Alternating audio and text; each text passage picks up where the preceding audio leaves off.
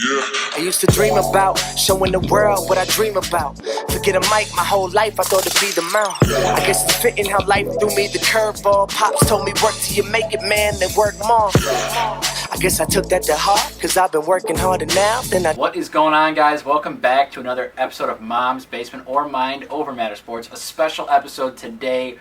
We are doing a MLB preview as we approach the Major League Baseball season. So what we're going to do is look at Cubs, White Sox.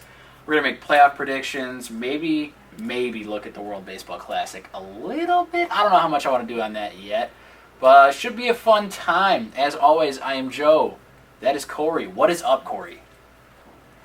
You know, I was going to say something, but it didn't matter. Hi, guys. How are you doing, Joey? Are you recording? I am recording. But your timer. Oh, my timer. Thanks, buddy. See, I'm looking out for him. Well, what were you going to say? Well, I was distracted by the fact that you didn't have the timer. Zero, zero, zero, yeah, 0, 0. I was like, are we actually recording? But we are recording. Hello, hi, I am here. Yeah, so as always, before we jump into it, make sure you guys check out the Crossover Report, crossoverreport.com, at Crossover Report on Facebook, Twitter, Instagram, all social media. Make sure you guys check out that content every single day. It is amazing. Those guys do a really good job there on top of everything. I mean, so much content coming out of there. It's impressive. Make sure you guys check that stuff out. And we're going to jump into it here. Corey, what should we do first? World champs, rebuilding White Sox. You know, I don't like that comparison you just made. World champs, rebuilding White Sox. But you know what? I was going to suggest we start with the Cubs first, because we'll save the best for last. Yeah, I will. No, not that, but I think there's more of a story behind the White Sox because the Cubs are we know what the Cubs are, basically. Basically, yeah. So the Cubs, I mean, it's a lot of the same. Fowler's out. He's with the Cardinals.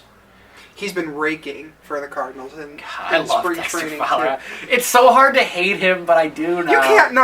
I like Dexter Fowler. I don't hate him. I don't think you can hate him. I had to unfollow him on Twitter. Well, yeah, I mean, I do that whenever any athlete leaves my favorite Chicago sports team. It hurts, man. Like, spoiler for what I'm going to say, I unfollowed Brett Lowry the other day. So. He go. But, yeah, Dexter Fowler, man. Yeah, I mean, I miss him, but, you know, we're better off without paying him money, so. We'll see about that. In my opinion. We'll see. Well, we can talk about it. I mean... Yeah, so... Go ahead. John Jay moves in. You know, now you've got the Almora, John Jay center field. Zobrist is probably more of an outfielder this year instead of second base because Javi Baez really emerged onto the scene last year. And he's going to continue to make adjustments, get better hitting the off-speed, laying off, you know, the ridiculous fastball stuff. Oh, yeah, he's gotten a lot better with that. Oh, absolutely. He's going to continue to work towards I thought that. he was going to be an Adam Dunn based off what you saw his rookie year. And, yeah, you know what? He's improved greatly. Right. Hayward's still going to be in right. We'll see what he gives us to play this year. Who really knows? The swing, he is. He's fixed his swing, and you know what? It's still terrible. He's still hitting like 80.84 or something. We'll see. We'll see. I'm still not registering that as a bust yet. So the double play combo is looking solid. Like I said, Baez, and then I think Addison Russell's in for a breakout season. I think he's still kind of ahead of his curve, if that makes sense, because he didn't have like the college years like Bryant and Schwarber did. I think he's still kind of ahead of the game a little bit. Yeah, you mean like he has more time to reach his ceiling? Oh, yeah. Yeah, I thought Addison Russell was probably the most overrated all-star from the Cubs team this last year. Shout out fan voting. Yeah, fan voting really got him into the game. I still think Addison Russell is going to be a top 3 shortstop in the National League for sure. I just, you know, I need to see a little more. I need a little more time. And he's got time. I think you're going to this year when he hits 30 bombs. You heard it here first. Is he going to be selling out for power and hit 210? Shut up. Okay. No, he's going to hit 260, 30-plus home runs. Right here, you heard If he does that, he could be in the MVP voting, but I'm not too sure about that. Slow down, because the MVP still plays third base. Chris Bryant back again at the hot corner. Not to say he's the best third baseman in the league. I mean, we know it. He's the most valuable player in the league. We know that. He's a rookie of the year, you know, college player. I mean, he's got all the accolades. He's got the ring now. He's married. Ladies, get off his back. Jessica Bryant, lucky woman. At the other end of the diamond, we got Anthony Rizzo. Even though I'm a little salty, I didn't win the free tickets with my sick twerking video. Should have told him you have sleep apnea. I do have sleep apnea, if that helps my case. It doesn't. He can't compete against certain things. Yeah, so I did delete the video. Ultimately. Oh, no, you did? I did delete the video. Oh, it was so good. It was linked in one of our last episodes, and if you click that link now, it will bring you to a blank page. The video is gone forever. Aaron Hernandez. Oh, guys, that makes me so sad. You have no idea. It was a great video. I am the only one that has access to it now on my hard drive. Well, so I got to steal his hard drive. It's my external hard drive, actually. I'm going to steal your external hard drive. Continue. I'm sad now. All right, so obviously Rizzo's back. He's going to be in the MVP voting. I mean, he's a guy who plays great D, won a Gold Glove. He's going to hit 30, 40 bombs, driving 100. I mean, and he's going to be the leader on this team. I think he's going to step into that David Ross role, even though he's not an MLB veteran. I think he's seen enough now to where he's been here for the longest. He was here when we were losing 100 games a year. You know what I mean? Behind the plate, Wilson Contreras. I think it's going to be a better season for him. I mean, he's still got a lot to learn. Especially he's going to catch Lester now. It's a big step for him, especially because Lester is very critical of his catching staff. Unfortunately, we do have Miguel Montero back. That nice $12 million contract. It doesn't make any sense to me why he's back. We could have cut him. We could have done something with him and signed some other catcher. I don't know. I get that he had 2 massive hits in the playoffs, but I wanted him gone. And then obviously Schwarber will be the third catcher as he rotates in left field behind the plate. He's going to play. He's probably going to catch once a week. They still have the versatility everywhere. Zobrist can still play second. Javi Baez can still play third. Bryant can move to right. Hayward can move to center. It's ridiculous. It honestly is how everybody can play multiple positions. Yeah, my concern with them, and you already picked their record for this year, and I'm not going to dispute your record for it when we talk. Don't leak it because I haven't said it yet. I said I'm not going to leak it. I think that the Cubs actually are not the World Series favorites this year, and I think that a lot of that has to do with Dexter Fowler. I think a lot of that has to do with Dexter Fowler. Joe Madden said it himself, as you go, we go. And you lose your leadoff hitter. Joey, you know how important a leadoff hitter is to a lineup. I get he's important. And combine that with the fact that you're going to have some regression from Kyle Hendricks and John Lester. I think you might see a little regression with Jake Arrieta. Maybe he turns it on because it's his contract year, but we'll see. But I think they're still going to be the best team in the National League, and I don't think that's a doubt, and I think they make it to the World Series. I just don't think they're the favorites. And, that depends on some injuries on Boston on my end, but, I still think the Cubs are capable of 95-plus wins, and I think they run through the National League playoffs. But you saw how they were last year when they were better. They were a better team last year than I think they are on paper this year. And they had to go to extra innings in a Game 7 of a World Series against a Cleveland Indians team that was very injured.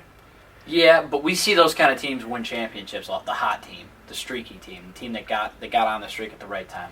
We see that happen. We don't always see the best team win, but the best team definitely did win. No, absolutely. Yeah. But that's my point. Just because they went to extras, don't discount the whole season. I'm not at all. I'm saying that I think that. Yeah, fight me. Yeah, make my day. I think it's going to be a Boston Cubs World Series, as you'll see later on, and I just think Boston's a better team. All right, so I'm picking the Cubs to go 96-66, win the NL Central by more than 10 games. I don't think it's a race. I think the Pirates are not even close. I think the Cardinals. I mean, they lose Reyes. I mean, they don't. I just don't like the Cardinals. I'm sorry. They're gonna beat the crap out of the Cardinals. The Cardinals are unspectacular, if anything. They might be solid, but they're unspectacular. Yes, they have Fowler. That stings. I mean, he's still gonna get a standing ovation and all that. He better. Yeah. I mean, I loved what he did for us, but he gone, and we got to adjust. We got to adjust without him. But I think they're gonna go 96-66, win the Central easily. I do have concerns. The pitching staff is one of those. Now, the top 3, I think, are solid. I think Lester Arrieta, Kyle Hendricks, all gonna be back in that top pitcher argument, or what you know how I feel about Kyle Hendricks. I know you call him Kyle Hendricks. Yes. Kyle Hendricks. I know how you feel, and I think there's a handsome man. I think there's going to be some regression, but we talked about it. The concern I have, John Lackey. I'm not a huge fan of John Lackey. John Lackey's a douchebag, but as a player, he's okay. He's a solid 4, and then the 5, it's a question mark for me. It honestly is. I have down here add arm, because I think they need to add one more arm. I think if you add a starter, you just push Montgomery back to the bullpen. That's fine. And that strengthens your bullpen. Oh yeah, 100%. The White Sox have a starting pitcher who is. They do, but he's way overvalued. It just takes Ian Happ and Eloy way Jimenez. Too much. Sorry, we're not doing that. Sorry, I'm sad. Theo, don't ever do that if you're listening to this. Also, if you're listening, hire me. Okay, continue with your. So I think if they need to add a decent 5 starter or an impact arm in the pen again, like they did last year, And I think that in the long run makes them probably my World Series favorite. Yeah, keep in mind too that you're relying on Wade Davis to be your closer. Yes. And Wade Davis is a question mark. Trust me, I saw him on the Royals, okay, as a White Sox fan. He's a dominant closer and dominant presence when he's healthy, but he's not healthy. He's not 100% healthy, and he's going to have his bumps in the road as the year goes on. And ultimately, you would rather trust Aroldis Chapman in Game 7 of the World Series as opposed to Wade Davis. But have you seen Wade Davis's postseason numbers? I have not. But at the same time, I know Aroldis Chapman's not injured. Yeah, if he's healthy, why don't you go ahead and look up his postseason numbers because your jaw will drop. But the other thing I have written down here is, okay, last year, we know Schwarber went down in like the first week. But after that, they were a very healthy team for the whole year, which is really saying something. Yeah. So, I mean, okay, Fowler was out for a few weeks towards the All-Star break, but they had gotten off to such a great start that they really didn't need him to come back because they were already so far ahead of the pack. So I think a key that they need to prepare for is they can't expect to stay that healthy all year long like they did last year, especially with these arms, because there was a lot of innings thrown last year. Obviously, they played the last game of the season, so you got those postseason numbers? I do. Wade Davis in the postseason has 32 1/3 innings pitched with 46 Ks, which is more than obviously 9 per 9 innings, more than 1 per inning, and an ERA of 0.84. Now, that's fine. Wow. But he can't do that if he's riding the bench because he's hurt. That's my concern for Wade Davis. Yeah, but that's the potential. But you're right. The Cubs were mostly healthy through the year. They lost Kyle Schwarber early, and Can we say a prayer that they're that healthy? No, we're not. And if you lose somebody like he's going to do it, I'm just going to sit here in silence and wait because I don't know what's happening, guys. Okay. Sorry if any religious people were offended, but I really don't give a shit. If you lose somebody like Chris Bryant or Anthony Rizzo or Javi Baez, Addison Russell, you're going to see a decline. And you know what? I'm not saying it should be expected, but you can't expect these guys to be healthy for 2 straight years. Yeah, I don't expect it, so I think you got to prepare for it. Joe Madden said it himself. He was asked about the arms. He said it would be nice if we had 2 or 3 ready arms in AAA, just because I can't expect everybody to be like that this whole season again. So he's aware, like he knows, and if he knows, Theo knows, Jed knows. I mean, they're prepared. They know what they got to do. Yeah, and I think that's a really underrated part about being an elite team is being healthy. Yeah, you can be the most talented team in the world, but if you're not healthy, you can't help the club from the tub. Right. You're not going to help your team win. So. Cheerleaders don't score runs. There you go. They're also not in a sport. Okay. Going to piss off the cheerleaders. All right, Corey, why don't you go ahead and talk about the White Sox a little bit? Oh, actually, just to end it off, I think the Cubs win another World Series this year. All right, go ahead. All right. Well, the White Sox are not in nearly the same position as the Chicago Cubs yet. Give us till 2019. But the big thing for the White Sox starting out is they're going to be sellers. They're going to have trade rumors out the ass until July 31st, the trade deadline, and beyond, even after the non-waiver trade deadline. So the White Sox are going to have a lot of pieces that teams want. Teams need a third baseman who can slug and play pretty good defense in Todd Frazier. If you're a team that's a bat away from, bolstering your lineup going into the postseason, you're going to call the White Sox and be like, hey, what do you guys want from Melky Cabrera? Closers are always in high demand. You see what Aroldis Chapman got the Yankees. It got him Gleyber Torres, and what Andrew Miller got. Clint Frazier, yeah. So the top 2 prospects in the Yankee system, who are 2 top 15 prospects in all of baseball, were acquired because of relief pitching. So the White Sox have 2 very valuable relievers in David Robertson, who I think is due for a bounce back here because A, he's healthy, and B, he doesn't have the worst pitch-framing catcher tandem that the world has ever seen in Deanna Navarro and Alex Avila. Yeah. They have a backup catcher named Omar Narvaez who is going to start, and he was a much better pitch framer. He was actually Carlos Rodon's personal catcher as Carlos Rodon improved as the year went on. So you have David Robertson, and if they trade him, which they should do before the season starts, so you can put Nate Jones in the closer role and see how well Nate Jones performs, and you can flip him at the deadline as well. And then, of course, the golden Jose Quintana has been on the trade market ever since Chris Sale and Adam Eaton were traded. Houston was rumored to be involved. Pittsburgh was rumored to be involved. You had the Yankees involved. The Cardinals were spoken up, but the Cardinals don't have enough to get it done. You had rumors from the Phillies. And who knows what happens with David Price? I know they said he doesn't need surgery, but what happens? Yeah, so at this point, David Price is not needing Tommy John surgery for, I think he had forearm tightness. Yeah, he's going to need 7 to 10 days of rest. He's going to need That's what they say. 7 to 10 days of rest, but, anytime you go to see Dr. James Andrews like he did, you're not sure. So if the Red Sox feel like we need to replace David Price, you're going to bet they're going to be banging down the White Sox door for Jose Quintana. Rafael Devers, dude. Yeah, the package would start with the Red Sox stud third base prospect Rafael Devers. I find it so funny. I'm laughing right now. I'm sorry. I read something on the internet. Yeah, I'm looking at him and trying to figure out what's going on. Is it this picture right here? But I thought it was Tom Ricketts. Yeah, I'm on my Twitter feed, guys, just spoiling things a little bit. And someone tweeted a picture of Ted Cruz, and Joey thought it was the Cubs owner, who they look remarkably similar. But and then also, if you look at if David Price misses significant time, the Yankees might be like, okay, hold on. This is our time. Our time is now because David Price is down, and they might trade for Jose Quintana as well. So Jose Quintana, I don't think is going to be a White Sox come August 1st. I hope they trade him much sooner to restock that farm and make sure they really tank really hard for, Seth Beer, hashtag tank for beer. But that's where we're at with their trade assets. Recently, they released Brett Lowry, who just couldn't stay healthy. You have Tyler Saladino, who's going to be starting at second base going forward.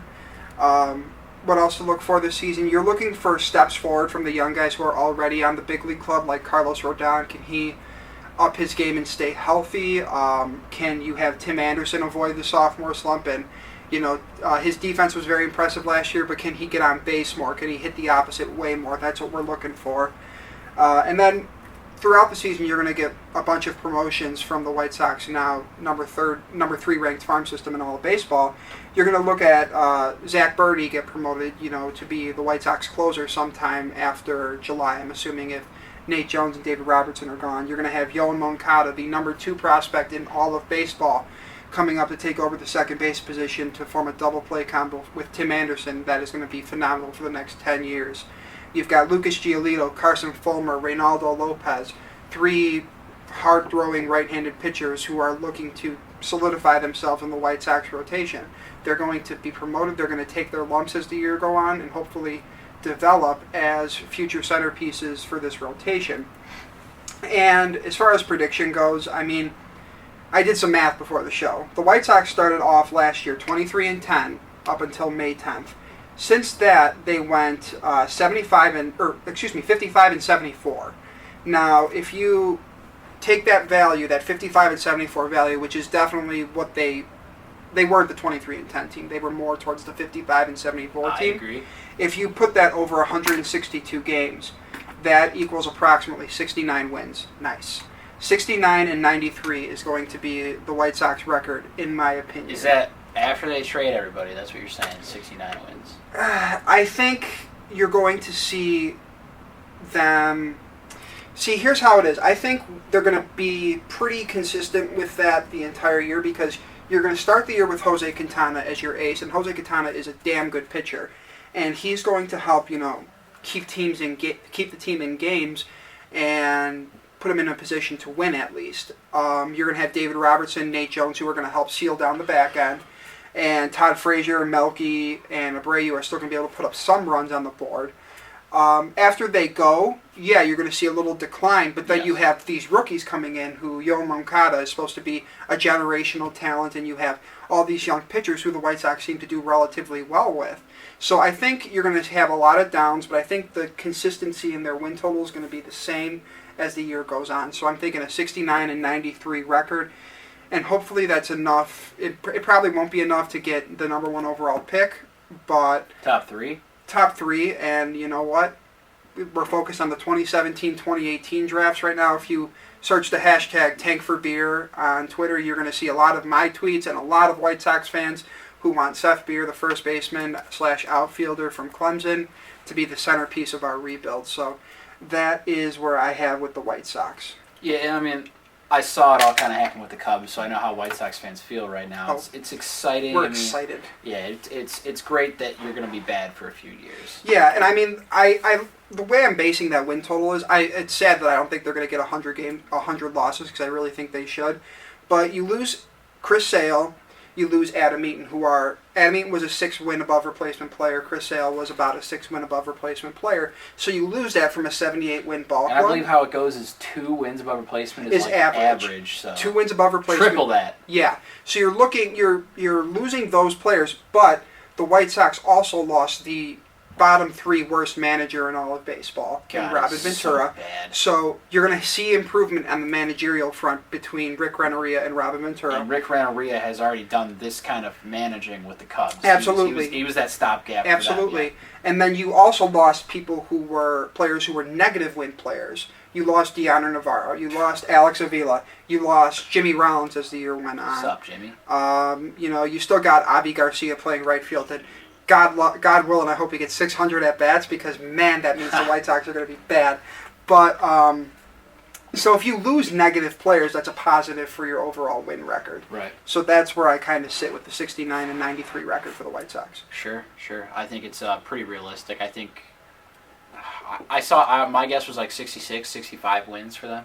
The over-under for them, I believe, is 69 and a half, so I'm obviously taking the under for that. But it's still, that's the 3rd fewest wins in all of baseball, behind based on Bovada projections, behind Milwaukee and then San Diego. So that secures them a top 3 pick if they get there. Right. I'm just praying that they trade Jose Quintana early and it just gets much worse really quickly. Sure. Because this rebuild could be done by 2019 or 2020. Absolutely. And that's what we want. We want young talent that's cheap, controlled, ready to go.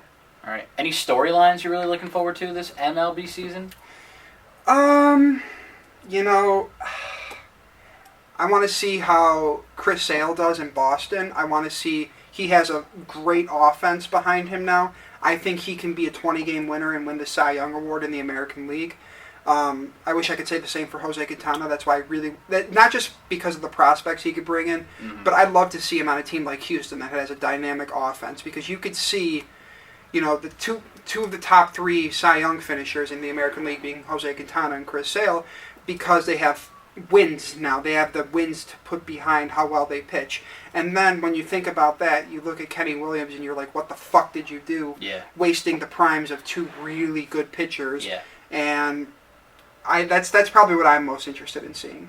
Yeah, I think I'm just gonna keep enjoying this ride. I mean, for the first time in my life, for the first time in a lot of people's lives, relevant baseball in Northside should be consistent, as we saw in a championship last year. It should continue into this year, next year, I mean, I'm just gonna keep enjoying this ride because it's phenomenal. Yeah. Theo has done a great job. I mean, and you guys have another 5 to 8, maybe more years of that. And then just as far as on the White Sox side go, I'm looking for the players to take their lumps. They're not going to be perfect coming up. Yoan Moncada is not going to be a 30 homer, 100 RBI guy, 300 hitter right off the bat. But you're looking for these guys to improve day by day, get used to the daily grind that baseball is. Yeah, absolutely. I mean, it should be fun in Chicago this summer. I mean, I'm always excited for baseball. It's obviously the best sport ever made, ever created.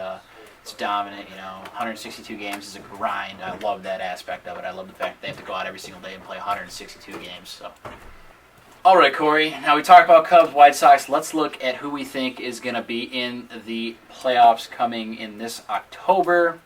This really isn't like a surprise. This won't be a surprise, I should say, to anybody. AL, you want to do AL first? You want to do NL first? Let's do NL first. All right, NL, this is real shocking. I have the exact same playoffs as this past season. Cubs, Dodgers, Nationals, Giants, Mets. I just don't see a lot of competition from other teams. Obviously the Cubs are going to win that division. LA didn't. I mean, they retained their players. Plus, they add anything? Sergio Romo just signed there. That's going to add to their bullpen. Logan did you Forsythe, say they re-signed Kelly Jansen? Yeah, they retained their players. Oh, yeah. Okay, excuse me. Logan Forsythe can play second base. I mean, they didn't get worse. They got a little bit better there. So they're going to win that division. Washington is still Washington. They've got Adam Eaton now playing center. How much that helps, I don't know, because he's not a great center fielder. Yeah, he's gonna help them more as far as a bat than as a fielder, because he was an elite right fielder because you have less ground to cover. Yes. As a center fielder, he was about average. And they've still got dominant pitching there, obviously, with Scherzer, Strasburg. And, Bryce Harper. Yeah, and Bryce Harper should bounce back. Yeah, if he doesn't, he's not going to get paid $500 million. But, right. The Giants I've got in there as a wild card team. They're still the Giants. They got Mark Melancon, so that'll help that bullpen. And then the Mets, obviously, they've got that pitching. Yeah, I have the exact same teams as you looking at it. I have the Nationals in the East, the Cubs in the Central, Dodgers in the West, and the wild cards are the Giants and the Mets. And I think the wild cards can be subject to change because... Well, all these teams technically could be subject because, anything could happen, But the reason why we're so confident in our picks for the National League is because it seems like every year for the past few years that... at least 7 teams in the National League, if not more, are actively tanking. Yeah. So they're just fodder for the. There's two alone in the Cubs division. So. Yeah, that's why the Cubs win total is kind of inflated too, because you play Milwaukee and Cincinnati 40 times a year. You're going to win 31 of those games. Guys. Thanks. Yeah. So. When you have that many teams actively tanking, you're going to have these other teams just beating the crap out of them. Yeah, it's not. So there's not going to be a lot of interest. I think the Mets and the Giants are the teams that, they're still going to have to fight to get in. They might need to make a deal or two at the deadline to kind of get in there. But beyond that, it's nothing shocking. All right, now let's go to the AL. I've got Boston winning the East, Cleveland winning the Central. They got Edwin Encarnacion to go with that pitching. Now they got. Should have Michael Brantley back. Yep. So that's like their best hitter before last season, Michael Brantley. Texas winning the West. This is where it gets kind of tricky because I do not know who's going to win the AL West. For now, I will say the Rangers, but it very well could be Houston, depending on what happens with that pitching. If they add Quintana, like Corey's been talking about, and then my wild card would be Houston and Seattle. Now that's 3 teams from the West. I just didn't want to put. I don't think the Yankees are there yet. Corey might disagree. You might see that coming up here in a second. I don't think Toronto has the pitching. All right, I love Stroman. I do. Yeah, but he's not. Go ahead. But it's Sanchez. J.A. Happ's not a 20-game winner again.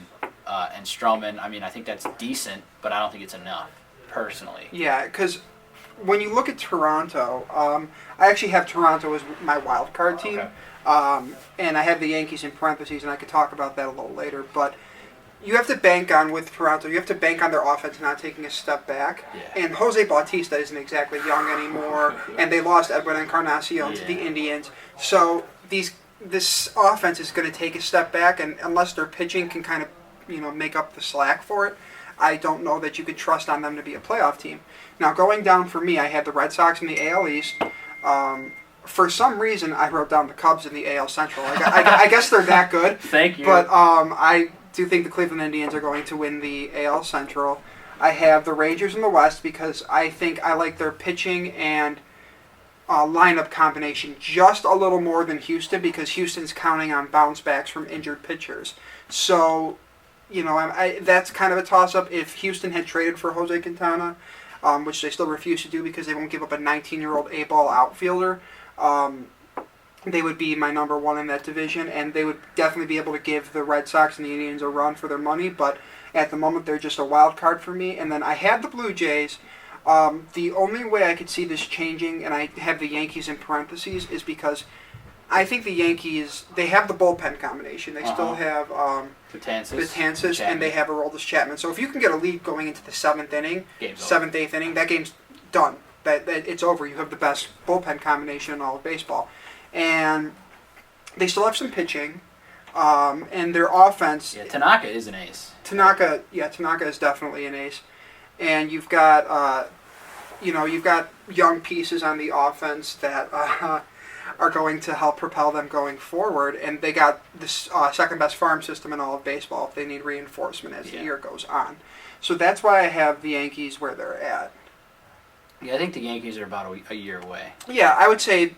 If they were to develop one more year with their prospects, they're going to give the Red Sox a run for their money in a year. Yeah, I agree 100%. So that was your only difference was the wild cards, correct? The wild cards, yeah. And wild card teams, they're on the bubble. I don't know. Seattle made so many moves in this offseason. So many moves. I just think they got a good offense. Obviously, Cruz, all he has to do is hit. He doesn't play the field. Kyle Seager's there, Cano's there, Segura's there. Dan Vogelbach, a former Cub prospect, is going to play first base. I like him a lot. I think he can hit the crap out of the ball. So that infield, like that offense is good. And then obviously King Felix, if he bounces back. They got Iwikawa there, Giovanni Gallardo. I feel like you're banking on a lot with Seattle to go right. It's just something, I don't know, I like it. It's something there that I like. So I'm going to take them over Toronto or Baltimore. And we're talking about the fifth seed in the AL playoffs. It's not like they would be on the road in the wild card game. Yes, that is I don't know. I'm going to go with it. We'll see how it happens. I think a lot of people have picked Seattle to make the playoffs in the past, and that's why I'm a little hesitant with it too. It really hasn't worked. So it's really a shame too because King Felix is like Chris Sale for the White Sox, where you couldn't get to the playoffs with him. Except he's making a ton of money. Yeah, but they're wasting. They're not underpaying him. They're wasting King Felix, and it kind of sucks for him. But he's making his money at least. But I don't think that I'm not a fan of Seattle in the playoffs. All right, we got anything else here? Do you want to do maybe World Series prediction? Yeah, sure. You already talked about. It's going to be Cubs, Boston. Cubs are going to win in 5 games. Yeah, I'm gonna say Boston Cubs, and I'm gonna say Boston in about 6 games. He's wrong. I mean, it'll be Sile Hendricks on the mound, Game 5, World Series. Yeah, no. Wrigley Field. No, because the Cubs will have the better record, so they'll be at home for. Oh wait, no, they wouldn't be at home then.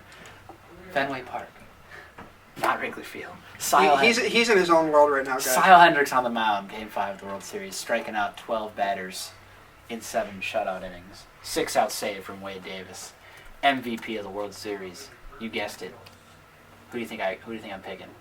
To be perfectly honest, I wasn't even paying attention to what you just said. All right, well, with that, we'll wrap it up here for this Major League Baseball preview show. No, I'm not a douche, but when you get into your own fantasies, I'm just like, all right, let me look at stuff on Twitter. All right, well, nevertheless, with that said, we're going to wrap it up here on this episode of Mom's Basement, the MLB preview show. Thank you guys so much for watching, and as always, make sure you guys check out the Crossover Report, crossoverreport.com, at Crossover Report on Facebook, Twitter, Instagram, all social media. Make sure you guys are checking out that content. I have been Joe. That is Corey.